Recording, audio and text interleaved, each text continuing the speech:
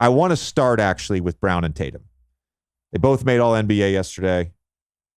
Brown is now eligible this offseason for a 5-year, $295 million extension. Tatum will be eligible next offseason for 5 for 318. Do we ever think we'd say that in the NBA? 5 for 318. That's a bag.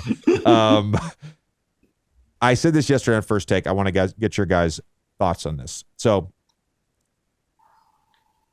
talk about Missoula in a second. We'll talk about their late game execution in a second. We'll talk about how I think they've gone to too much ISO in a second.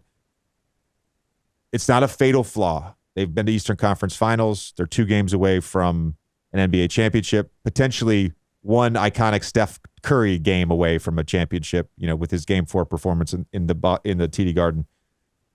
But the inherent conundrum of Brown and Tatum is that there's redundancy in the skill sets.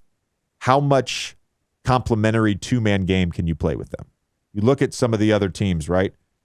Curry and Green pick and roll, or Green with the ball, Curry off the ball, Anthony Davis, LeBron, Jokic, Murray, of course, Embiid, Harden.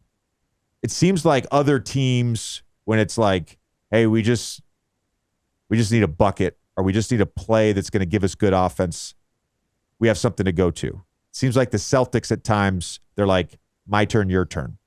And it tends to, at least in my eyes, and Second Spectrum will confirm this at least for games 4 and 5, it seems to my eyes that is just like the basic knee-jerk reaction that the Celtics have when things get tough, is like, oh, we just need to ISO Jayson and Jalen.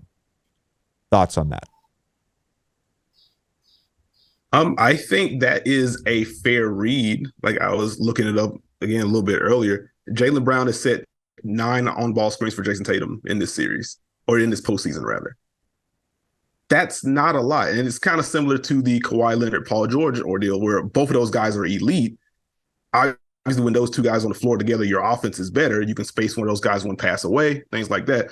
But in terms of using them together in off-ball actions, or just using them together in pick and roll, it's just going to be a switch. They're like-sized bodies, and because they're the 2 best players, like, you're just getting the 2 best wing defenders from the other team.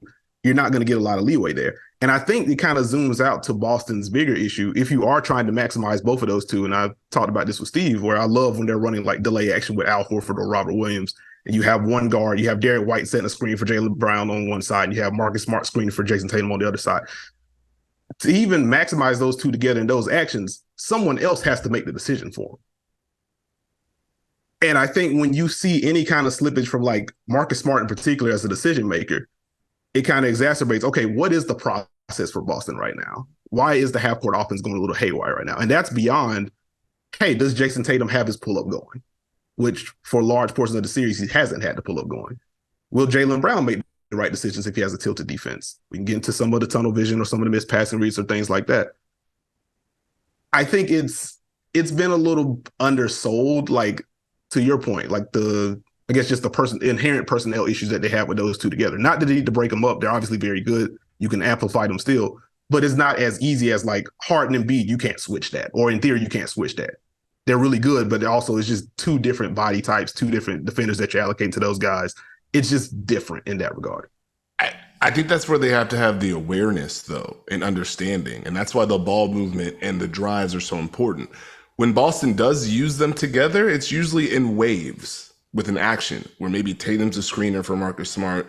We don't have anything. You swing, and now you have to deal with Jaylen Brown. It's got to be that kind of conjunction for them. And they don't hit those notes enough, especially with this series, especially with the Sixers switching more. And if you don't have necessarily the matchups to where, okay, this makes sense to ISO Tatum here, or this makes sense to ISO Brown here, and this makes sense to keep one pass away because they're going to help, you get stuck with this, where it's like, why is Jaylen Brown not shooting? Is Jayson Tatum not attacking? And you can see one of them has it going, but it doesn't change how the defense treats the other, or it doesn't change what the defense is willing to open up. I think that's the tricky part, because Jayson Tatum loves that D'Anthony Melton matchup. I'm sorry. We've seen Jaylen Brown have multiple spurts of, hey, I got it cooking, but they're just singular events. I was going to ask what you guys made of Tatum's slow starts, especially the last 2 games. But then do you think that leads a little bit to them going away from Jalen in the third and fourth, because it's basically like they're just trying to have Tatum establish himself. Like this sort of the third quarter, it's like he's got to get it going. He's got to get it going. And there was a lot of criticism of them in game 4 about why does Jalen not have a shot in 7 minutes or whatever it is. And is it because it's almost like an overcorrection to the fact that he started so badly? I think that some of it, and I think even on a more basic level, like Jayson Tatum just draws more attention than Jaylen Brown does. So even when he doesn't have it going, he's still going to be the guy that draws 2 in some way, whether it's just someone from the weak side peeling in or depending on who's defending what, like that's just 2 to the ball. He's going to get that more than Jaylen Brown will. So it's just going to be on Jayson to kind of unlock things, especially since they do have some slight issues with using those 2 together. Until the first half thing, like looking that number up was funny. Jayson Tatum had 39.2 touches in the first half in this series.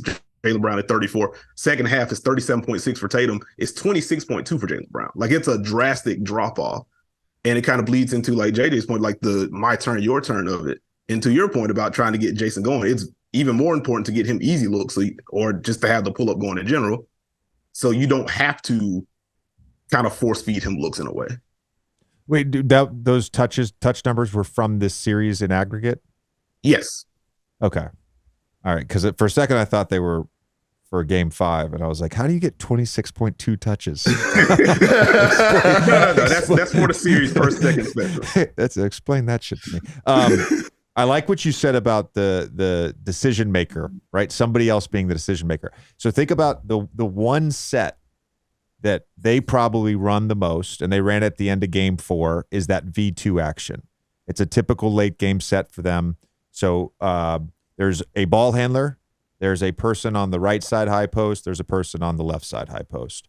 There's a number of actions you can do out of that. You can run a straight pick and roll. You can run a pick and roll to a flare. You can try to navigate a favorable matchup with just running a straight pick and roll and everybody spreads out. You can hit one of the guys in the post and then play split game out of that.